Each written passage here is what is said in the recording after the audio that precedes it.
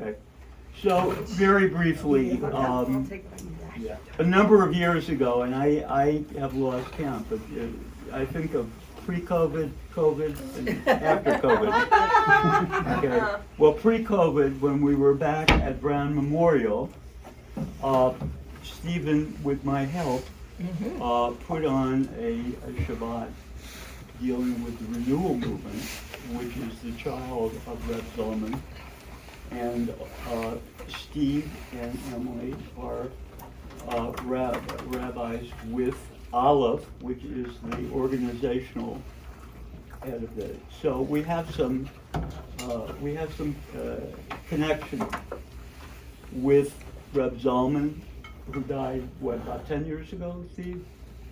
This summer. Yeah. About 10 years ago. So, along with Mordecai Kaplan, for our reconstruction side, Reb Zalman, we connect with through our Aleph renewal side. So we were very fortunate to have Steve, who has direct and connection as a student, and then afterwards with Reb Zalman. So we're very fortunate to have Steve to talk to us today.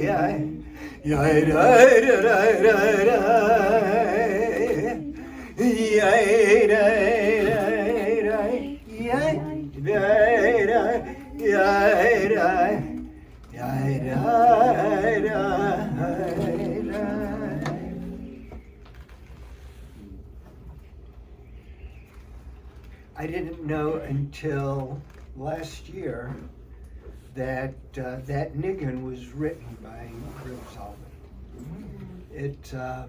The verses, there are verses to it from Psalm 27, Amar Libi Vakshupana. My heart says, seek my face.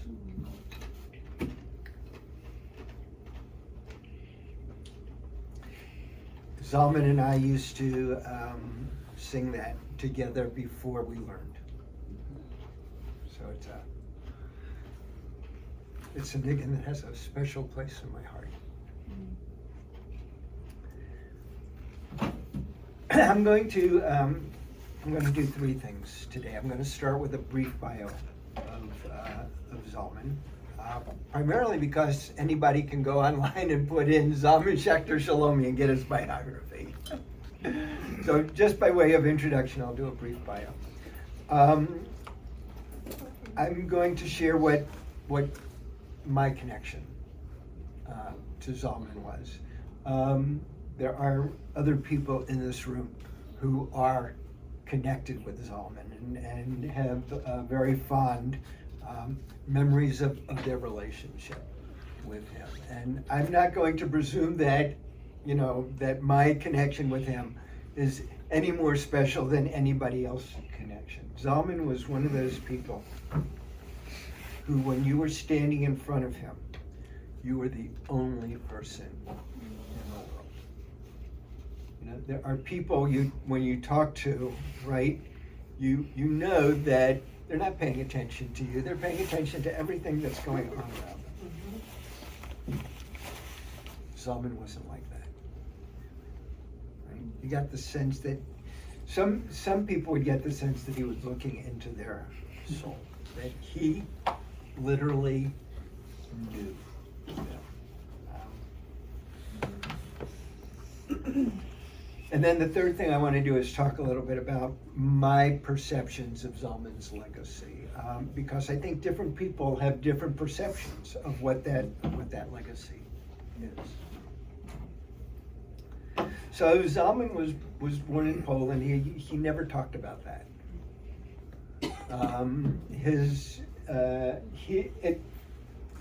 When you talk with Zalman, it sounds like his life started in Vienna. And he had a real fondness for Vienna. He had just these visceral images of his parents' Stiebel in Vienna, and what it was like to be there in the wintertime, and what it was like to be there in the summertime, and what Shalashudish, the Shabbat afternoon meal, was like.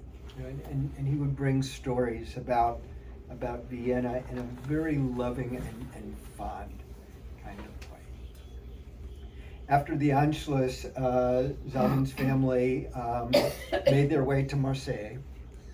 Zalman, at that time, was a teenager, and he got a job cutting diamonds in the Lubavitch diamond cutting business, right?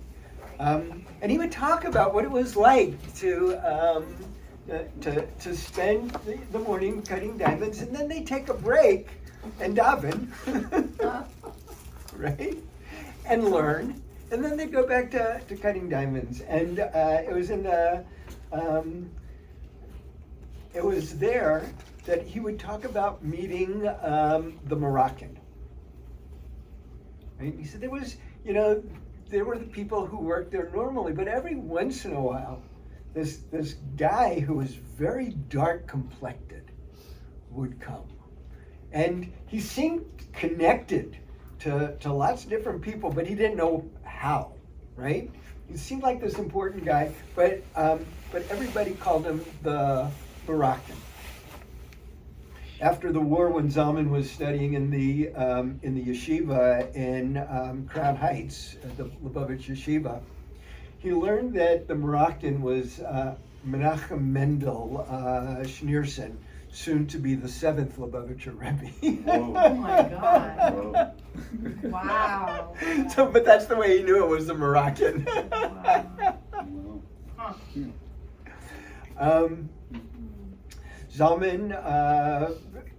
Zalman's family made their way to Brooklyn, and he entered the Lubavitch yeshiva, and he was ordained by Yosef Yaakov, the 6th Lubavitcher Rebbe. And that was very important to Zalman, that his relationship to Lubavitch was through Yosef Yaakov and not through Menachem Mendel, right? Not that he didn't have a good relationship with Menachem Mendel, but it was fraught, right? Menachem Mendel had a vision that Yosef Yaakov did not have, right? And that vision was to convert Jews to Judaism.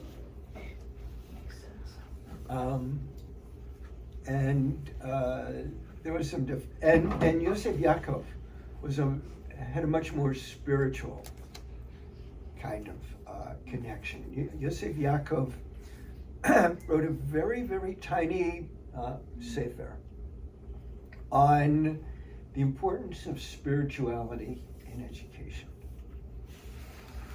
Right? And I'm telling you that because that's really one of the places where Zalman and I just completely connected, was around Yosef Yaakov. pretty remarkable Rebbe. In the 60s, after being ordained, Menachem Mendel sent Zalman and Shlomo Karlibach out into the world to be shlichim, to be these people who are emissaries to the Jews to help them become more Jewish. He went to a shul in Providence. It was obviously an Orthodox shul in Providence. He worked there part-time, and he actually had 3 jobs in Providence, and he loved to talk about these 3 jobs. One was the rabbi of this shul. Another was he was a malamed. He taught school to little kids, right? The 3rd job was a morning job. He was the kosher butcher. He shechted chickens, right? He said that was really, really hard to spend all morning shechting chickens and then go in the afternoon to teach kids. And he said he really worked at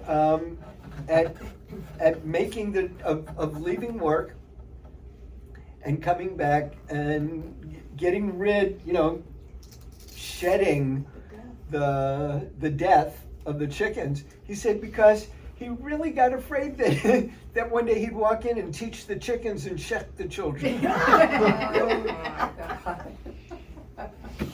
I mean, so this is a little bit of a taste of Zalman, right? I mean, he actually said that, right? God forbid I should teach the children and shech the children. Should teach the chickens and shech the children.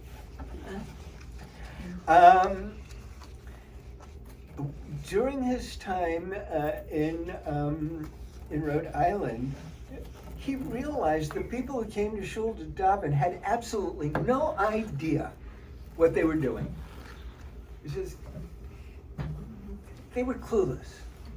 So what he did was he learned the entire service with the nusach, the melody of the service, in English, right? And he worked on it, and really got it down so that he was completely fluent in davening the whole Orthodox service in English with the correct melody, right? And he went in and did it, and they fired him. Yeah, right? It's like, Rabbi, we don't want to do it that way. And it's like, okay, So he went to Winnipeg. He was the Hillel rabbi at the university there. He taught in Jewish studies there. And it was in Winnipeg where he started going out into the world. And he started going, he was invited to the conservative Ramah camps. And he'd go to the Ramah camps and he loved it, right? Because it gave him an opportunity to translate for these conservative kids who really didn't know much, right? They just knew that they were conservative. I think about being, I don't know. I mean, it resonated with me because being a conservative kid in the 50s and 60s, right? The teaching was horrible. It was just atrocious, right? And Zalman was able to come in and really bring flavor to the experience. I'm going to mention one name. Most of this, I'm not going to mention people's names, but there's one name that I need to mention. Daniel Siegel was a Ramanik. Oh. And that's where he first met Zalman, was at Ramah. And he said, and the thing that really convinced him that this guy was worth spending time with was on Shabbat morning, there is a piyut, a hymn. It's a hymn. Yeah, I guess it's a hymn. It's not a psalm, it's a hymn. Or a her. El Adon. And it is the most mystical piyut in my experience, other than Ana Bakoach, maybe.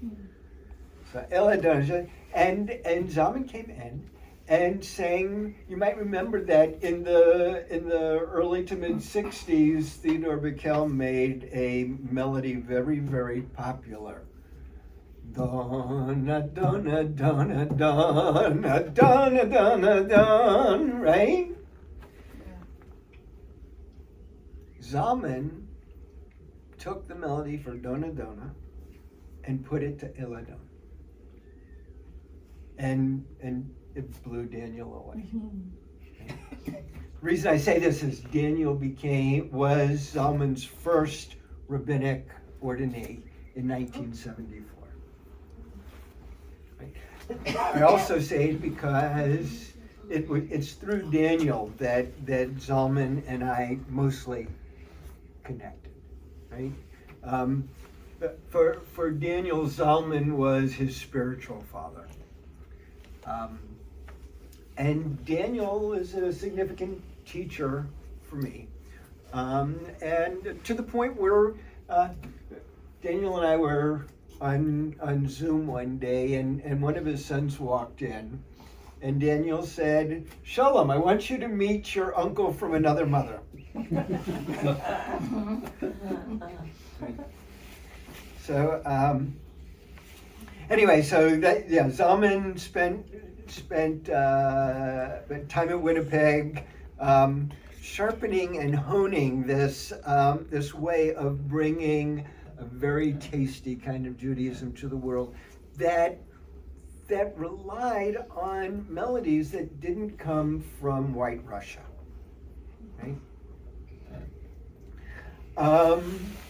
Zalman moved to Philadelphia. In Philadelphia, he taught at the Reconstructionist Rabbinic College until they kicked him out because he was too yeshiva-ish.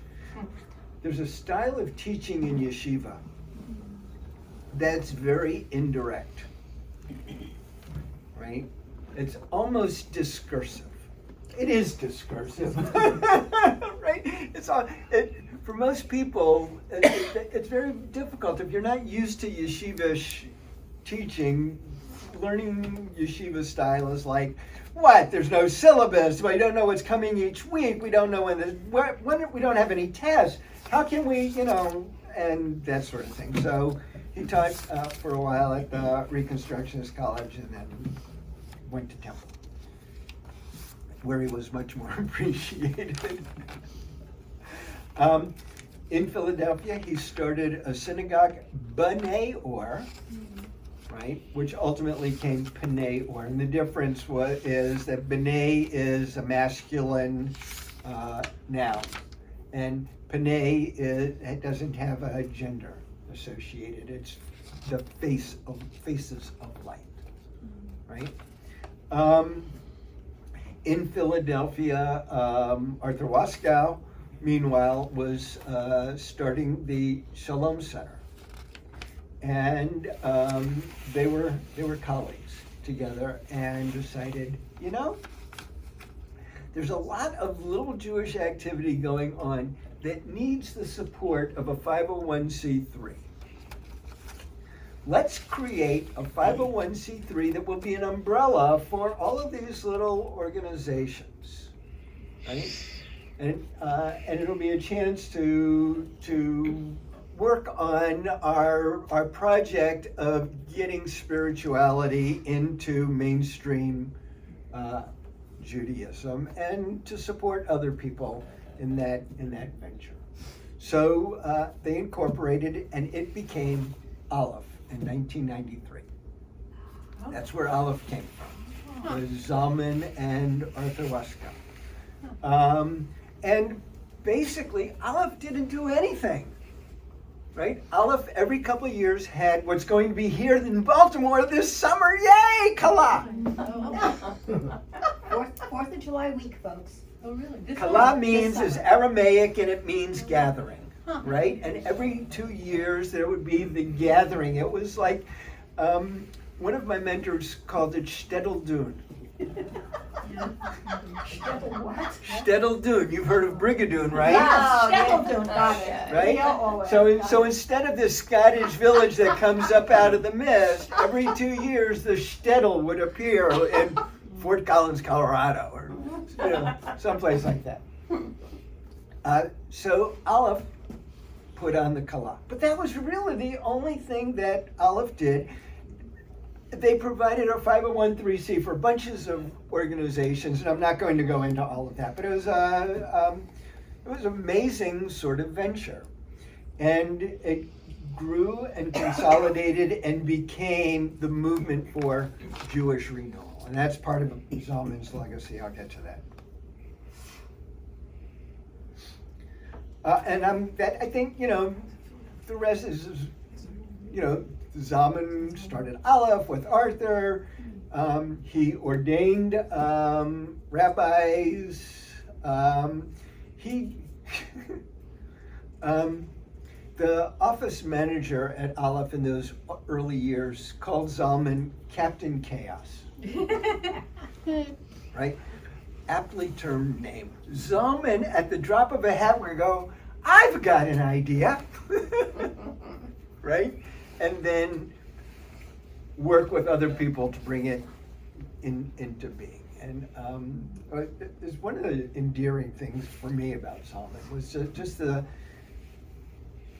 his spontaneity. People appreciate Zalman because they would say he's able to think outside of the box. And what I say is, no, for Zalman there was no box.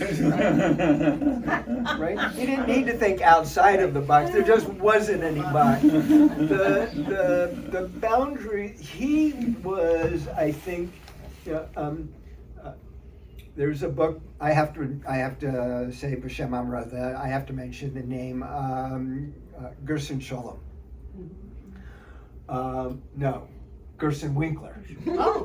Gerson Winkler. Gerson Scholem's a whole other guy. Oh, my God. Right. Gerson Winkler wrote a book called The Way of the Boundary Crosser. And it's a significant book about what it means to be able to go in between all of the various perceived divisions that people have. And that's a pretty special kind of thing to do. For me, Zalman was like the model for that book. He was the boundary crosser. There were no boundaries. He would go wherever life took him. Okay. My connection with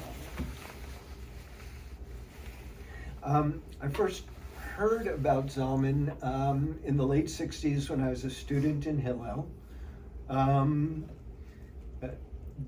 The University of Maryland Hillel got a program director who had just gotten his Master's of Jewish Studies degree from Temple in Philadelphia.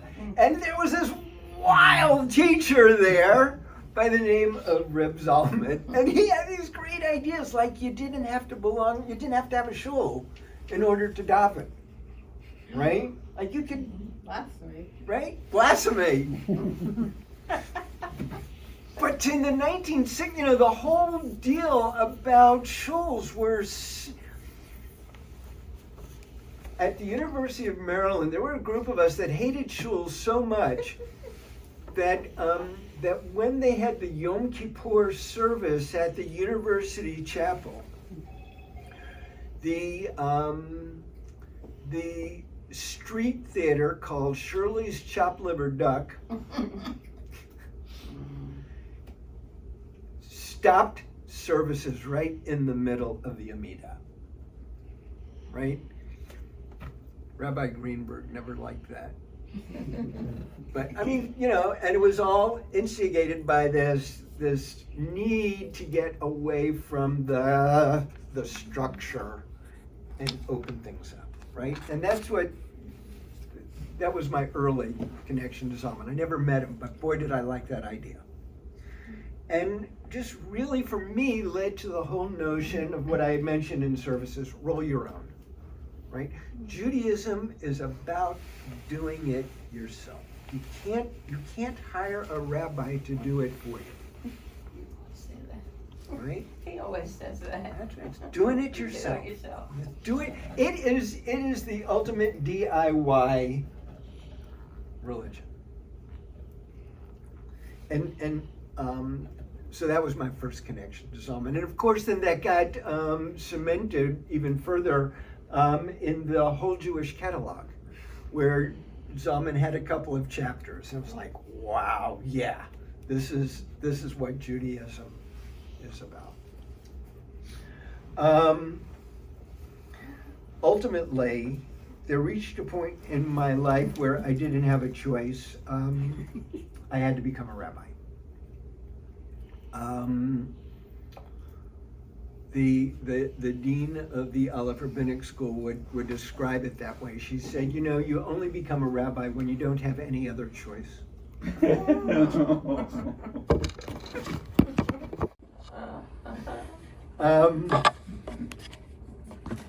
So I entered into the Aleph Rabbinic Seminary in 1997.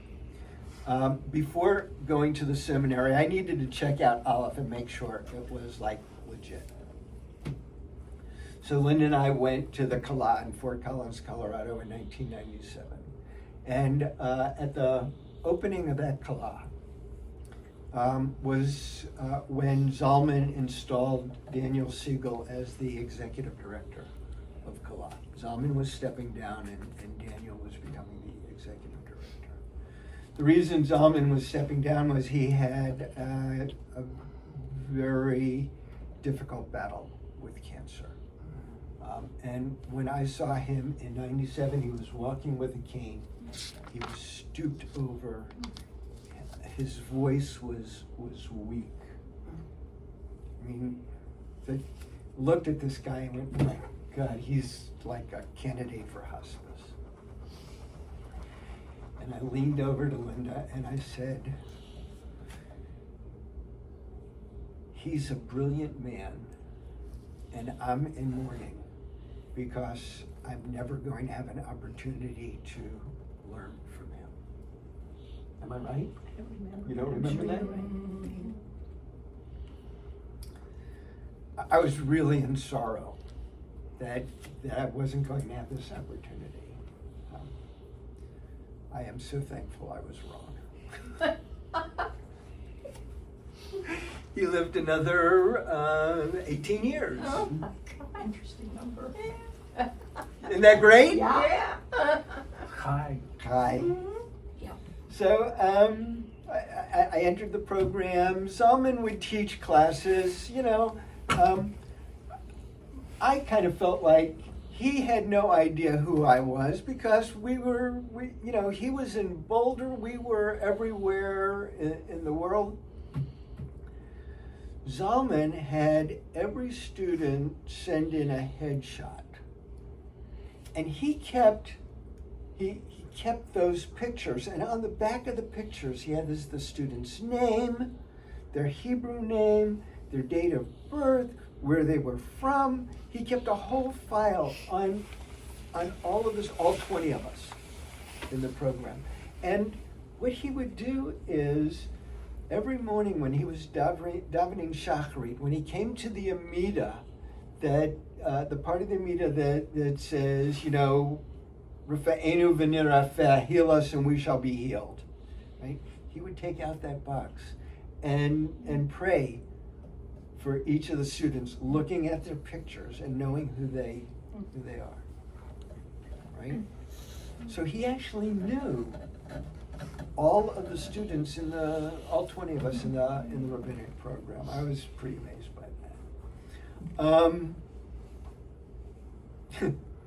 For my ordination, he was still quite ill and wasn't traveling very much. So he participated in my ordination by phone, right?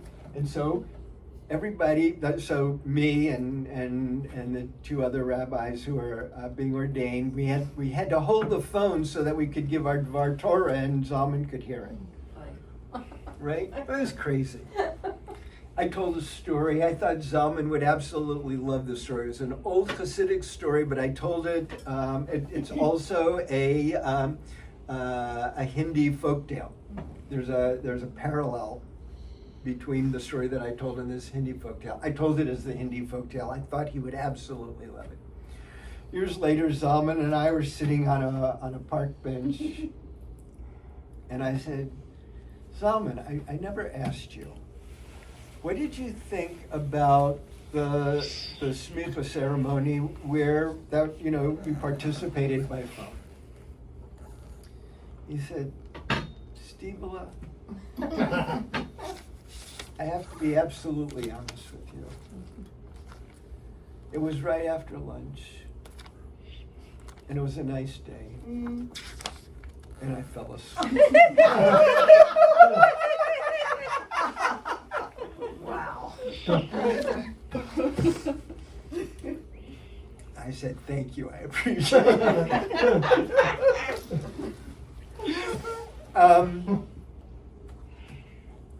So,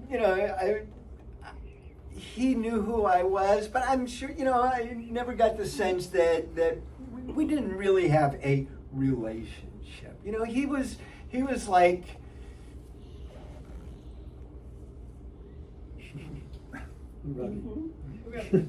right? That's the only way I can describe it. When we were at Elat Chaim, all of the rabbinic students were there. It was the afternoon. We had a break. We were sitting in the dining hall and just kind of sitting around tables like these. We're all just huddled together, being very serious because that's what you have to be as a rabbinic student. There's no, you have to. It's a very weighty experience. Zalman came walking in, right? So we sat down. He came and sat down next to us. I looked around the table.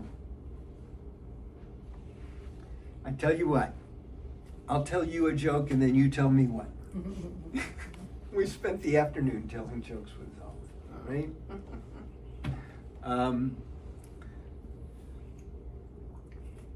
It was a pretty loose connection until I think it was 2005 at the by that time Zalman's ordinees had formed a rabbinic association called Kol HaLev, and we were at the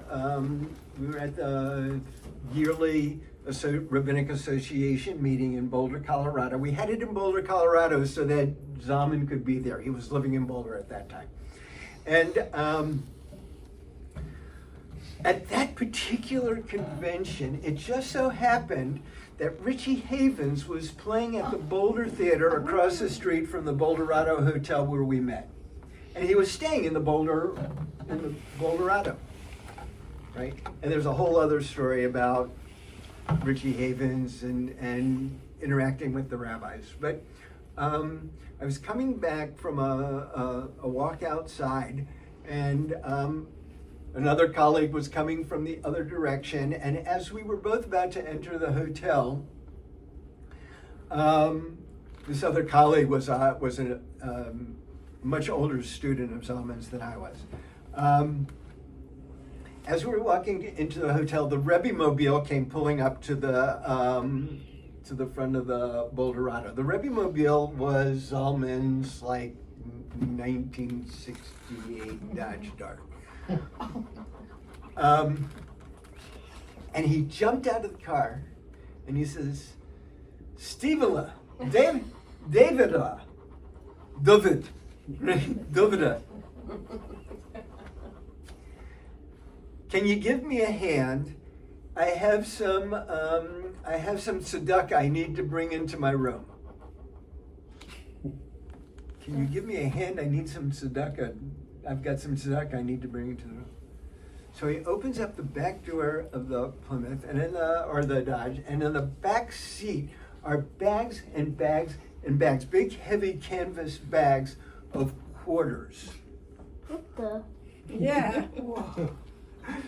Big bags of quarters. So David takes he's got a couple of handfuls of bags in each hand, and I do, and Zalman does, and we're walking to Zalman's room carrying these bags of quarters.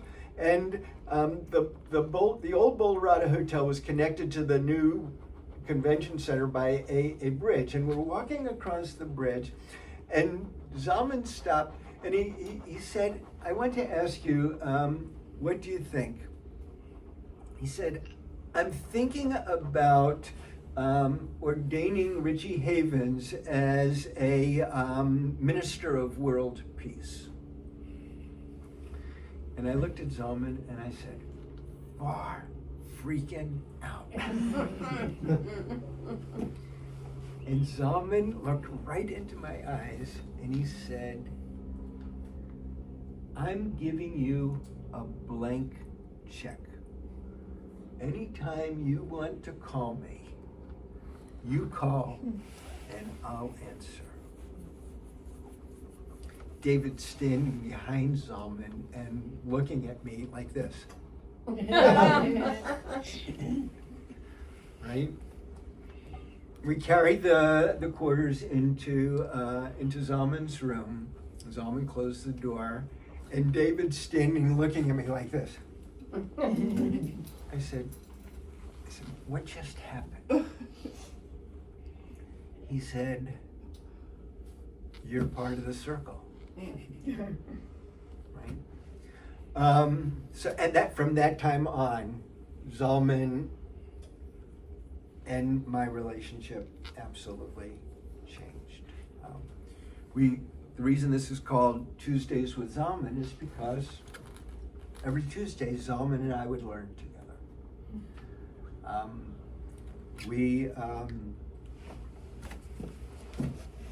We'd sing a niggin and learn a text. And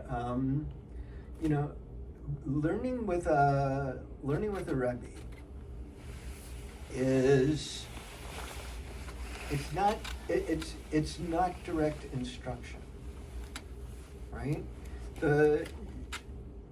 You and the rabbi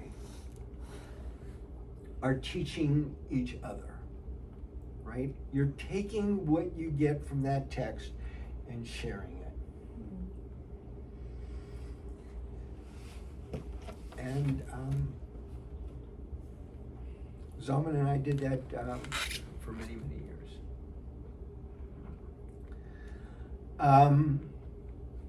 It was a regular thing. And during that time, Zalman was downloading to me what Zalman felt was most important for the world. He felt like he only did that with 5 people. I know who the other 4 were. I'm not mentioning names, but so me and 4 other colleagues have this relationship with each other that we shared with Zalman. That Zalman had certain things that he felt absolutely only certain people got, and I was blessed to be one of those people, I think. So what is Zalman's legacy?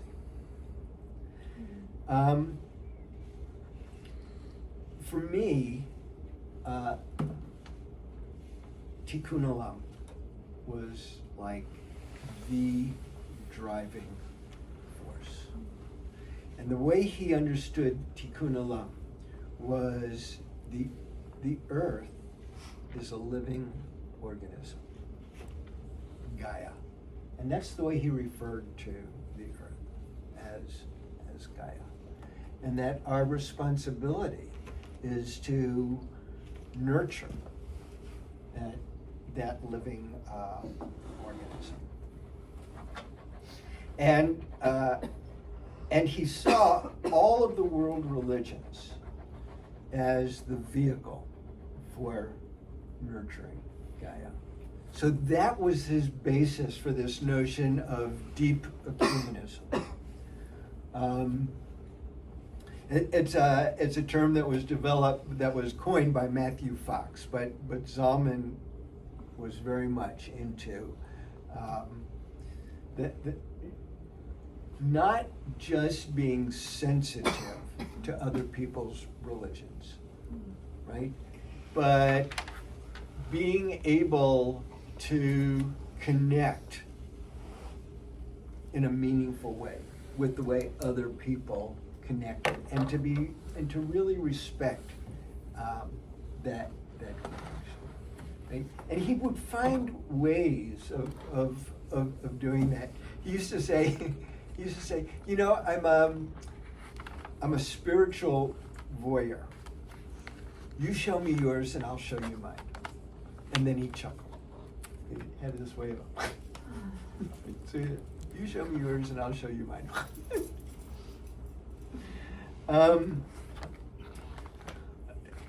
He once said to me, he knew we were going to Israel for the summer, and he said, when you're there, he said, there's a convent right across from the Super Sal on Cheyenne. I said, I know exactly where that is. He said, go there on a Sunday because they daven the Mass, in the vernacular, which is Hebrew. Whoa! Very cool. Right? And just enjoy how when they get to Elijah's dream, they're going, Kadosh, Kadosh, Kadosh. This is spectacular.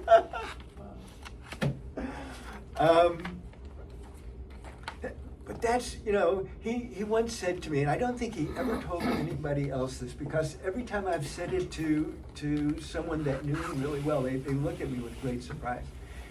He said, you know, I think I could take communion. And I said, tell me more. And he said, well, you know, I've thought about it.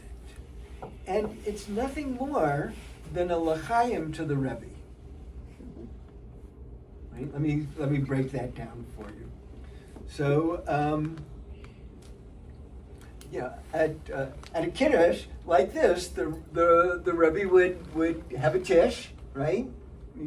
Everybody sit down and eat in the rabbi's tish. This feels like a rabbi's tish. And at the tish, you know, you would drink a l'chaim to the Rebbe, right? L'chaim to the Rebbe, and that's the way he understood communion, right? It's a l'chaim to the Rebbe. You have a glass of wine. You say blessing over the wine. You have a motzi, right? It's a l'chaim to the Rebbe. I don't think he ever did, but he really played with the idea, and that's how much of a boundary crosser he was. But that's also, you know, the way he really felt close to deep ecumenism.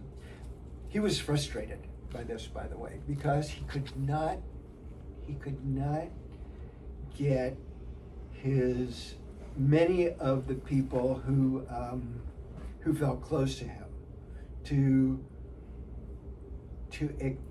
be able to meaningfully pray with other religions. It's just really hard, right?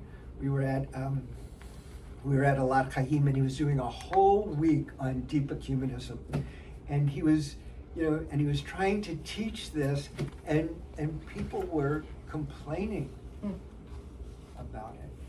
And it was like it was the third day of the class. It was Thursday. We went in, the class was at that time in Alat Chaim. They had this big barn. It was dark, big dark barn. And it had a stage for some reason. They built a stage at one end of the barn. All the rest of the week, Zalman had been sitting down with everybody in the, as a group. But we walked in on Thursday. He had gotten frustrated with people. We walked in on Thursday, and on the stage in the barn, there were risers. And on the risers, there was a big armchair with pillows. And Zalman walked in and sat down in the armchair with pillows. And he said, "You've got to get over it." Right? And he spent an hour lecturing, right? You've got to stop seeing various religions as others. Right? Don't other people. And then he stormed out. Right? And we were all just like in shock. And then that Shabbat,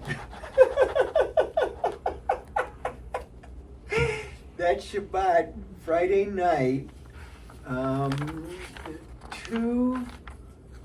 two really great rabbis were leading the davening, and they got to, was it Eleno? I think they got to Eleno, and nobody knew it, but there had been a Episcopalian minister in class with us the entire time, and we're doing Eleno, and as we're reading Eleno, the minister was brought up by the leaders and was saying the Lord's Prayer. Right? I was like, well, you can see the expression on Linda's face. It was really, really quite interesting. But it has really brought home to me how important it is that we're in this church, right? And the people in this church see us as co-spiritualists. And that's huge. And I think that's, I respect the people in this church, and I really appreciate the work that Rabbi Emily has done to help make this happen. This is a huge piece of Zalman's legacy. We can't heal the world by ourselves. It has to be all of us. Eco-kashrut was another piece of all of this. The humane treatment of animals, not simply shechting, but how animals are treated, and how we treat even things like, the fact that we announce what's in this food is all part of, that's the nitty-gritty of eco-kashrut. It gets down to being really careful about how we're conscious of what needs to happen with this earth. There's two. It's almost like the chesed and gevura of this next part is like the two shoulders of the tree of life from my perspective. One is the notion of paradigm shift, and the other is Jewish renewal. And they're not precisely the one and the same, but they balance each other, right? That without paradigm shift, there's no need for Jewish renewal, and without Jewish renewal, it's really hard to get into the paradigm shift. Now, Zalman's whole notion, he used two different models to talk about paradigm shift and Jewish renewal. One, he wrote a pamphlet in Yeshiva-ish It's not Hebrew and it's not Aramaic. It's the way it's the language that you would speak in yeshiva. But he wrote a pamphlet for his students describing Jewish renewal as what he called the fifth turning of the wheel, right?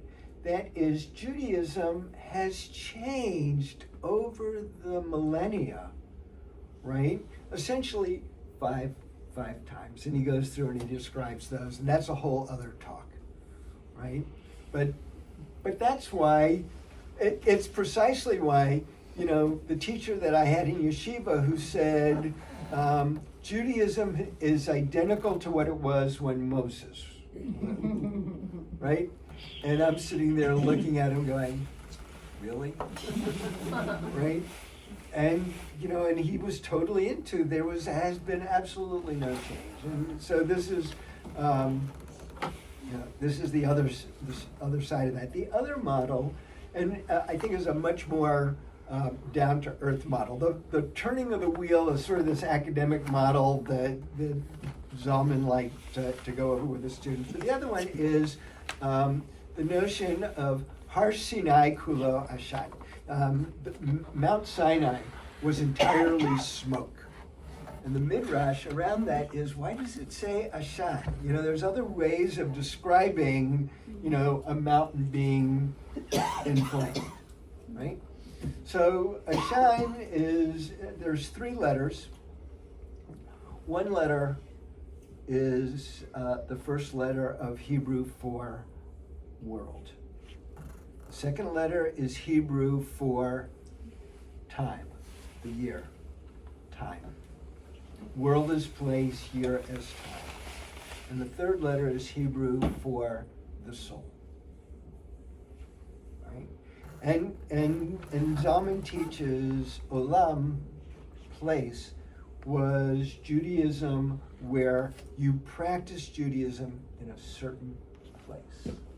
Right? And it says in the Bible, the place where I shall cause my name to dwell, the temple, right? So there was this Judaism of place. And then when the temple was destroyed, there became the Judaism of time. The life cycle, right? The calendar cycle that you practiced at certain times, right? And then, but the real paradigm shift is Judaism as spirit. And that's the Judaism that we're moving into now, right? And that was really, Zalman's effort. Along with paradigm shift is this notion of what ultimately came to be called integral halakha. It started off, Zalman had another name for it. He called it psycho halakha. And people didn't understand the psycho of psycho halakha, right? Because people have this notion that psycho means mind. It doesn't. It means spirit. Okay? Psyche is spirit. So it was spiritual halakha. It was halakha that came from, that nurtured your spirit. So because people didn't understand that very well, and Ken Wilber was making a name for himself for this whole notion of integral psychology, right? It became integral halakha, and it's basically understanding Jewish law as something that lives in a community and not outside of that community, right? That we are the ones who make halakha and understand halakha, and not some Rebbe somewhere who doesn't know us. Why is that his legacy and not the recon movement? Because the recon movement still doesn't understand halakha as as connected to the life spirit. It understands halakha as something that you get from learning about what other people wrote about it. right? That's why you have to learn the text and then reason it out from the text. It's a much more intellectual process in the recon movement than what Zalman was describing. I'm going to kind of, right? So, along with paradigm shift was something that Zalman started way back in Rhode Island, and that's the whole idea that you don't have to read every single word in the Siddur, right? That there are ways to pray together that are meaningful, and that it's the responsibility of the community to find those meaningful ways. And the last part of his legacy comes from a book that was Zalman's dissertation at Brown University. He called it spiritual intimacy, but it's hashpa'ah, it's spiritual direction. It's finding a way to be meaningfully connected, personally connected to the divine, and doing that with the assistance of people like Rabbi Emily, and soon Shira Kuras is going to also be a mashpia. So I think that's a pretty special kind of thing. There's other kinds of stuff that I could go on talking about for like days.